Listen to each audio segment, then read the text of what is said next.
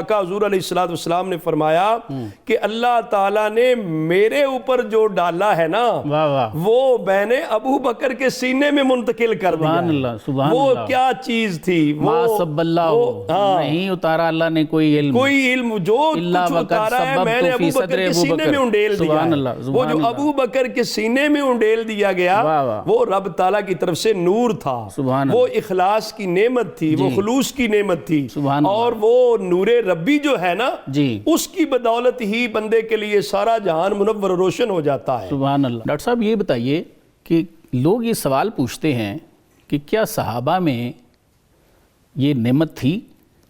صحابہ میں اولیاء موجود تھے؟ سر یہ تو عجیب سی بات ہے۔ صحابہ کرام رضوان اللہ علیہ مجمعین کا جو مرتبہ اور مقام صحبت مصطفیٰ صلی اللہ علیہ وسلم کی بدولت ہے، سبحان اللہ، وہ تو تمام اولیاء کرام سے بھی بڑا رتبہ اور مقام ہے، اس میں کوئی شک نہیں۔ یعنی سارے جہان کے اولیاء کرام مل کر بھی ایک صحابی رسول کے مرتبے اور مقام کو نہیں پہنچ سکتے، بالکل ٹھیک، جنہیں صحبت مصطفیٰ صلی اللہ علیہ وسلم میسر ہے۔ اب یہ بات ہے کہ کیا یہ صوفیاء کرام صحابہ کرام کو، مطلب صحابہ کرام میں بھی کوئی صوفی تھا یا نہیں تھا؟ یہ سرکار کی روحانیت سے کوئی حصہ یہ روحانیت تو انہیں تو براہ راست روحانیت نصیب تھی۔ نبی کریم صلی اللہ علیہ وسلم کی صحبت میسر تھی، آقا حضور علیہ السلام کی نگاہ مبارک سے جو ان کے دلوں کو چمک اور ان کے دلوں کو نور اور روشنی نصیب ہوا، بعد والے لوگوں کے لیے تو مجاہد ریاضت اور کتنی عبادت بندگی کا ایک پریکٹس اور ایک عمل کے بعد جا کے اس مرتبے مقام کو آدمی پہنچتا ہے۔ لیکن جو نبی پاک صلی اللہ علیہ وسلم کے مبارک زمانے میں تھے، نبی کریم صلی اللہ علیہ وسلم کی جنہیں زیارت اور دید نصیب تھی، وہ لوگ تو اتنے اعلیٰ اور خوش نصیب تھے کہ ان جیسا کوئی صوفی ہو ہی نہیں سکتا۔ بلکہ حضرت داتا گنج بخش علی اجویری رحمۃ اللہ علیہ کا تصوف کے اندر صوفی ازم کو فروغ دینے میں آپ کی جو کشف المحجوب ہے اس کا کتنا بڑا نام اور کردار ہے۔ آپ نے بھی فرمایا ہے کہ امت میں سب سے بڑا کوئی صوفی اگر ہے تو حضرت سیدنا ابو بکر صدیق رضی اللہ عنہ، جو یار غار بھی تھے اور یار مزار بھی، جن کے یہ نقطہ نظر تھا کہ ان سے پوچھا جاتا آپ کو سب سے زیادہ پسندیدہ کیا چیز ہے تو وہ کہتے ہیں نظر الی وجہک، آقا حضور آپ کے چہرہ مبارک کو دیکھتے رہنا مجھے پسند ہے، وانفاق مالی علیک،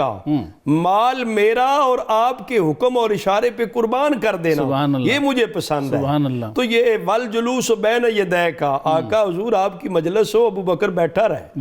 تو یہ جو انہیں یہ چیزیں میسر تھی، انہیں یہ چیزیں نصیب تھی، اس سے تو وہ یہ ان کی طہارت قلبی یا تزکیہ نفس جو تھا وہ اتنے اعلیٰ معیار کا ہو گیا کہ بعد کے آنے والے صوفیاء کرام ان کے رتبے اور مقام کو نہیں پہنچ سکتے۔ صرف یہ ہے کہ یہ اصطلاحات بعد میں آئی، ٹرم بعد میں بنی ہے ایز اے فن، تو اس وجہ سے پھر تصوف یا صوفیاء کا لفظ بعد میں اس طرح یوز ہوتا رہا، ورنہ جو اصل اور حقیقت ہے، وہ جو اصل حقیقت تزکیہ نفس یا طہارت قلبی ہے جو صحابہ کرام کو نصیب تھی، بعد والوں کو تو وہ نہیں نصیب ہو سکتی تھی۔ بہرحال باقاعدہ طور پہ جو آقا حضور علیہ السلام نے فرمایا کہ اللہ تعالیٰ نے میرے اوپر جو ڈالا ہے نا وہ میں نے ابو بکر کے سینے میں منتقل کر دیا۔ وہ کیا چیز تھی؟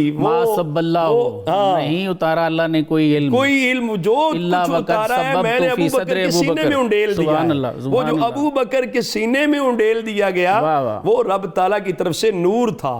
وہ اخلاص کی نعمت تھی، وہ خلوص کی نعمت تھی، اور وہ نور ربی جو ہے نا اس کی بدولت ہی بندے کے لیے سارا جہان منور و روشن ہو جاتا ہے۔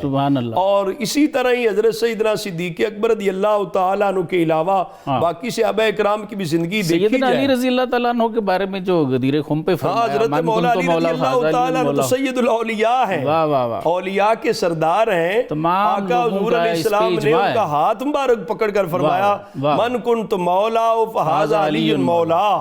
اب یہ جو مولا ہیں ساری امت کے محبوب ہیں، اور حضور علیہ السلام نے فرمایا جس کا میں مولا اس کے علی مولا ہے۔ تو یہ جو ولایت، یہ جو قرب خداوندی کے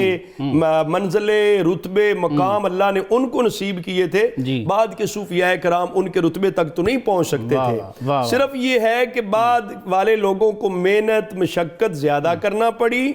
اور پھر یہ ہے کہ وہ تزکیہ نفس کے لیے، طہارت قلبی کے لیے انہیں مجاہدہ، ریاضت، عبادت کے جو ہے نا بہت سارے ایک نصاب کو عمل میں لانا پڑا، جبکہ زمانہ مصطفیٰ صلی اللہ علیہ وسلم کو اللہ تعالیٰ نے جو رحمتوں برکتوں سے لبریز رکھا ہوا تھا کہ حضور کی ذات تو رحمت للعالمین تھی، آپ کی صحبت اور مجلس جس کو میسر آ جاتی اس کو تو اللہ تبارک و تعالیٰ کی طرف سے نور ربی نصیب ہوتا، اور اس کے دل کی طہارت پاکیزگی کا عالم یہ ہوتا کہ اس کے لیے سارا جہان روشن ہو جایا کرتا۔ سبحان اللہ، سبحان اللہ۔